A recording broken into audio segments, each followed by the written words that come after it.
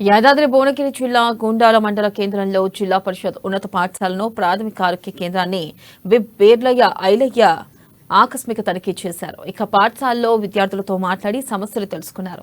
10వ తరగతిలో విద్యార్థులు మంచి ఉత్తీర్ణత సాధించాలని కోరారు. ప్రాథమిక ఆరోగ్య కేంద్రాన్ని సందర్శించి అక్కడి పరిస్థితులను అడిగి తెలుసుకున్నారు. హెల్త్ ఆఫీసర్ హైమావతి పలు సమస్యలను విప్ బేర్ల ఐలయ్య దృష్టికి తీసుకొచ్చారు. సంబంధిత అధికారులతో సమస్యల పరిష్కారానికి కృషి చేస్తానని ఆయన తెలిపారు.